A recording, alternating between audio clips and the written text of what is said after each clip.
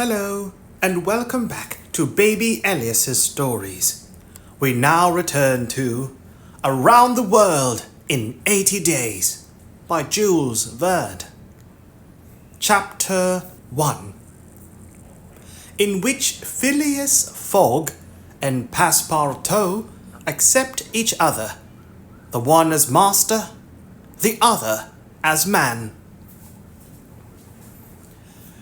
Mr. Phileas Fogg lived in 1872 at number 7 Savile Row, Burlington Gardens, the house in which Sheridan died in 1814. He was one of the most noticeable members of the Reform Club, though he seemed always to avoid attracting attention. An enigmatical personage about whom little was known, except that he was a polished man of the world. People said that he resembled Byron, at least that his head was Byronic, but he was a bearded, tranquil Byron who might live on 1,000 years without growing old. Byron, or Lord Byron, George Gordon Byron, 6th Baron, 1788 to 1824, English poet. His poetry exerted considerable influence on the Romantic movement, particularly on the continent. Having joined the fight for Greek independence, he died of malaria before seeing serious action. Notable works: Childe Harold's Pilgrimage, 1812 to 1818, and Don Juan, 1819 to 1824. People said that he resembled Byron, at least that his head was Byronic, but he was a bearded, tranquil Byron who might live on 1,000 years without growing old. Certainly an Englishman, it was more doubtful whether Phileas Fogg was a Londoner. He was never seen on 'Change, nor at the bank, nor in the counting rooms of the city. No ships ever came into London docks of which he was the owner. He had no public employment. He had never been entered at any of the inns of court, either at the Temple or Lincoln's Inn or Gray's Inn, nor had his voice ever resounded in the Court of Chancery or in the Exchequer,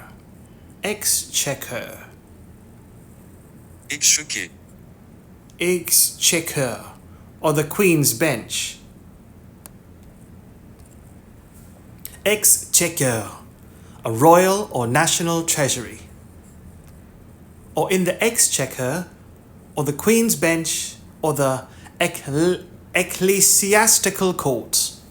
He certainly was not a manufacturer, nor was he a merchant or a gentleman farmer.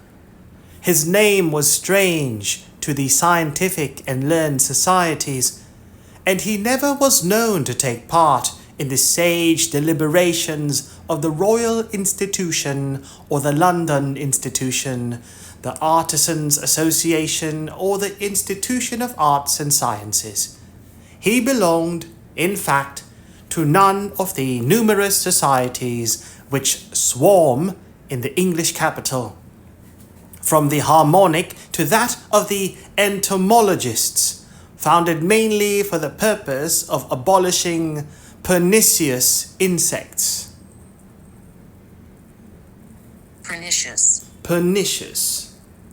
Pernicious, having a harmful effect, especially in a gradual or subtle way. Pernicious. Founded mainly for the purpose of abolishing pernicious insects. Phileas Fogg was a member of the Reform, and that was all. The way in which he got admission to this exclusive club was simple enough. He was recommended by the Barings, with whom he had an open credit. His checks were regularly paid at sight from his account current, which was always flush. Was Phileas Fogg rich? Undoubtedly. But those who knew him best could not imagine how he had made his fortune, and Mr. Fogg was the last person to whom to apply for the information. He was not lavish, nor, on the contrary, avaricious. Avaricious, having or showing an extreme greed for wealth or material gain. Avaricious. He was not lavish, nor, on the contrary, avaricious, for whenever he knew that money was needed for a noble, useful, or benevolent purpose, he supplied it quietly and sometimes anonymously. He was, in short, the least communicative of men. He talked very little and seemed all the more mysterious for his taciturn manner. Taciturn, of a person reserved or uncommunicative in speech, saying little, untalkative, taciturn. He talked very little and seemed all the more mysterious for his taciturn manner. His daily habits were quite open to observation, but whatever he did was so exactly the same thing that he had always done before, that the wits of the curious were fairly puzzled. Had he travelled? It was likely, for no one seemed to know the world more familiarly. There was no spot so secluded that he did not appear to have an intimate acquaintance with. He often corrected, with a few clear words, the 1,000 conjectures advanced by members of the club as to lost and unheard-of travellers, pointing out the true probabilities, and seeming as if gifted with a sort of second sight, so often did events justify his predictions. He must have travelled everywhere, at least in the spirit. It was at least certain that Phileas Fogg had not absented himself from London for many years. Those who were honoured by a better acquaintance with him than the rest declared that nobody could pretend to have ever seen him anywhere else. His sole pastimes were reading the papers and playing whist. Whist, a card game, usually for 2 pairs of players, in which points are scored according to the number of tricks won. Whist. He often won at this game, which, as a silent one, harmonized with his nature, but his winnings never went into his purse, being reserved as a fund for his charities. Mr. Fogg played not to win, but for the sake of playing. The game was in his eyes a contest, a struggle with difficulty, yet a motionless, unwearying struggle congenial to his tastes. Phileas Fogg was not known to have either wife or children, which may happen to the most honest people, either relatives or near friends, which is certainly more unusual. He lived alone in his house in Savile Row, whither none penetrated. A single domestic sufficed to serve him. He breakfasted and dined at the club, at hours mathematically fixed, in the same room, at the same table, never taking his meals with other members, much less bringing a guest with him, and went home at exactly midnight, only to retire at once to bed. He never used the cosy chambers which the reform provides for its favoured members. He passed 10 hours out of the 24 in Savile Row, either in sleeping or making his toilet.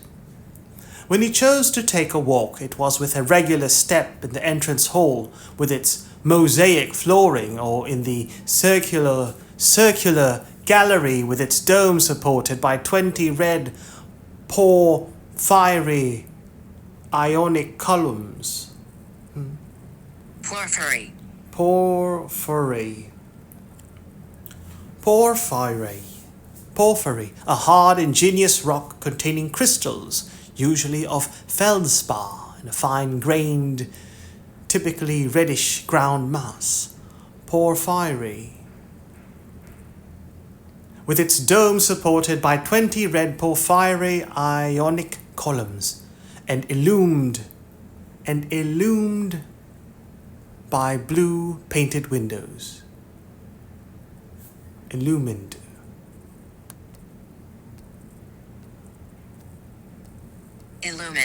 And illumined by blue painted windows. When he breakfasted or dined, all the resources of the club, its kitchens and pantries, its buttery and dairy, aided to crowd his table with their most succulent stores. He was served by the gravest waiters, in dress coats and shoes with swan skin soles, who proffered the viands in special porcelain and on the finest linen. Club decanters of a lost mould contained his sherry, his port, and his cinnamon-spiced claret, while his beverages were refreshingly cooled with ice, brought at great cost from the American lakes. If to live in this style is to be eccentric, it must be confessed that there is something good in eccentricity. The mansion in Savile Row, though not sumptuous, was exceedingly comfortable. The habits of its occupant were such as to demand but little from the sole domestic, but Phileas Fogg required him to be almost superhumanly prompt and regular. On this very 2nd of October, he had dismissed James Forster, because that luckless youth had brought him shaving water at 84 degrees Fahrenheit instead of 86, and he was awaiting his successor, who was due at the house between 11 and 1:30. Phileas Fogg was seated squarely in his armchair, his feet close together like those of a grenadier on parade, his hands resting on his knees, his body straight, his head erect. He was steadily watching a complicated clock which indicated the hours, the minutes, the seconds, the days, the months, and the years. At exactly 11:30, Mr. Fogg would, according to his daily habit, quit Savile Row and repair to the Reform.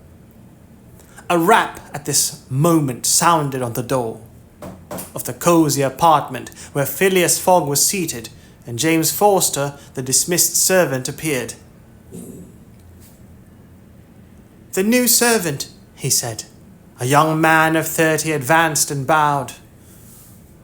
"You are a Frenchman, I believe?" asked Phileas Fogg. "And your name is John?" "Jean, if monsieur pleases," replied the newcomer. "Jean Passepartout, a surname which has clung to me because I have a natural aptness for going out of one business into another. I believe I'm honest, monsieur, but to be outspoken, I've had several trades. I've been an itinerant singer, a circus rider, when I used to vault like Leotard and dance on a rope like Blondine. Then I got to be a professor of gymnastics, so as to make better use of my talents, and then I was a sergeant fireman at Paris, and assisted at many a big fire. But I quitted France 5 years ago, and wishing to taste the sweets of domestic life, took a service as a valet here in England. Finding myself out of a place, and hearing that Monsieur Phileas Fogg was the most exact and settled gentleman in the United Kingdom, I have come to Monsieur in the hope of living with him a tranquil life, and forgetting even the name of Passepartout." "Passepartout suits me," responded Mr. Fogg. "You are well recommended to me. I hear a good report of you. You know my conditions?" "Yes, monsieur." "Good. What time is it?" 22 minutes after 11, returned Passepartout, drawing an enormous silver watch from the depths of his pocket. "You are too slow," said Mr. Fogg. "Pardon me, monsieur. It is impossible. You are 4 minutes too slow. No matter. It's enough to mention the error. Now, from this moment, 29 minutes after 11 a.m. this Wednesday, 2nd October, you are in my service." Phileas Fogg got up, took his hat in his left hand, put it on his head with an automatic motion, and went off without a word. Passepartout heard the street door shut once. It was his new master going out. He heard it shut again. It was his predecessor, James Forster, departing in his turn. Passepartout remained alone in the house in Savile Row.